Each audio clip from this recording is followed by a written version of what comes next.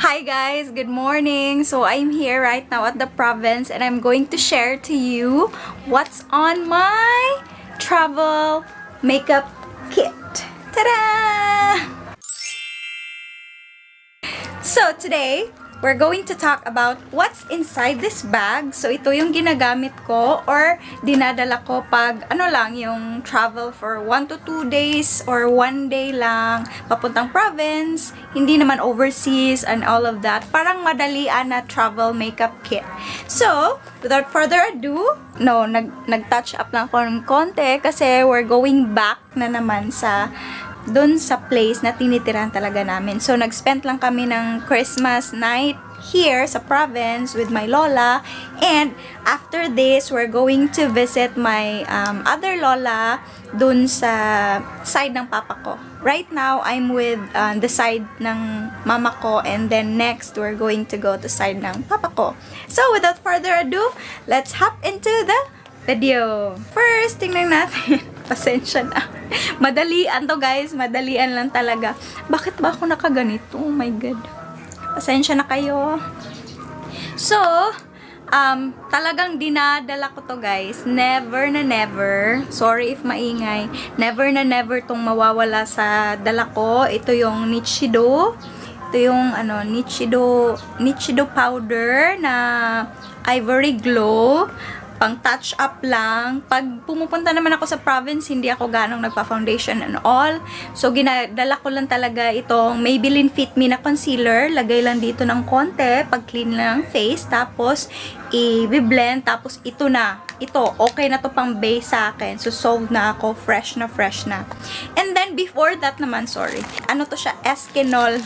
Pang madalian na cleaning kasi naman if ever madalian na cleanse lang talaga. So, Eskinol at saka cotton. Super quick and easy cleansing steps. Next, hindi talaga mawawala to. Itong Etude House na brow pencil.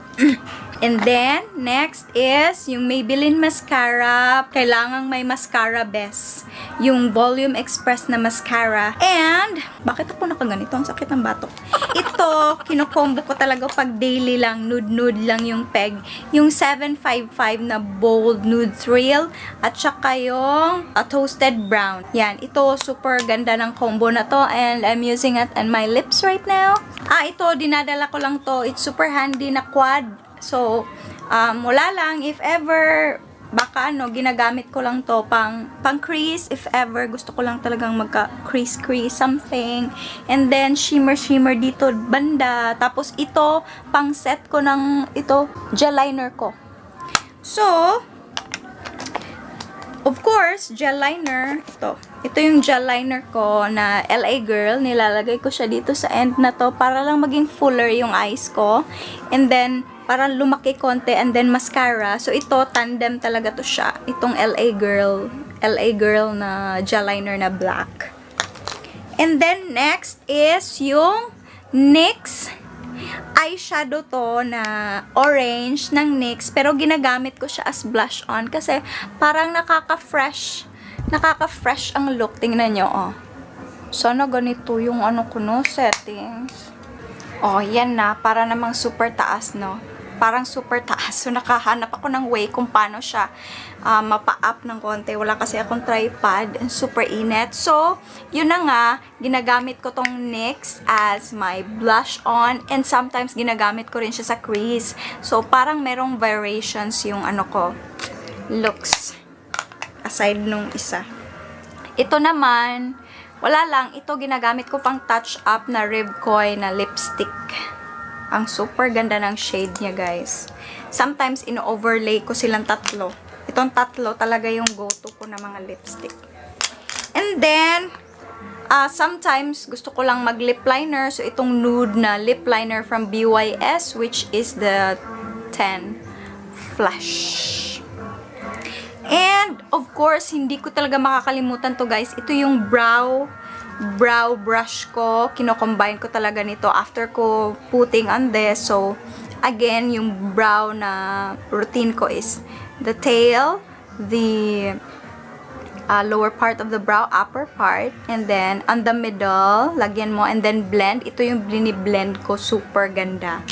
And, yun nga, and of course, hindi ko makakalimutan yung salamin. So, never talaga mawawala yung mirror na to. Super handy, super small, so good for travel. And then, of course, kanina pala, pinakita ko yung Eskinol at saka cotton. So, after that, talagang dapat merong skincare, moisturizer plus, ano siya, moisturizer plus SPF. So, meron na siyang sunblock. So, okay na. And then, I super love it lately. I'm using this on my face for almost 1 week and a half or 2. Yeah. 2 weeks na ata. And then, yeah, ito, bakit ito nandito? Last but not the least, yung deep brow pomade. I'm still trying my best because I'm not used to gel liner on my brows. But, dinadala ko lang siya. Ginagamit ko siya minsan dito pag gusto ko yung brown.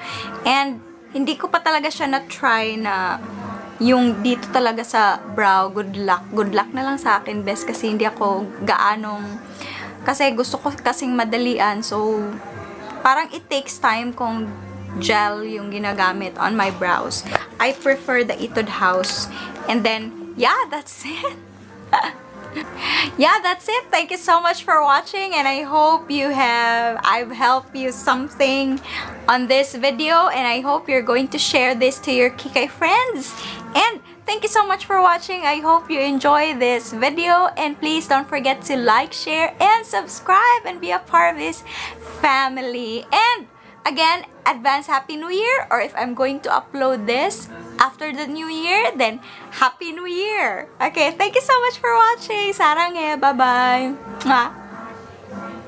Saranghe! Love you!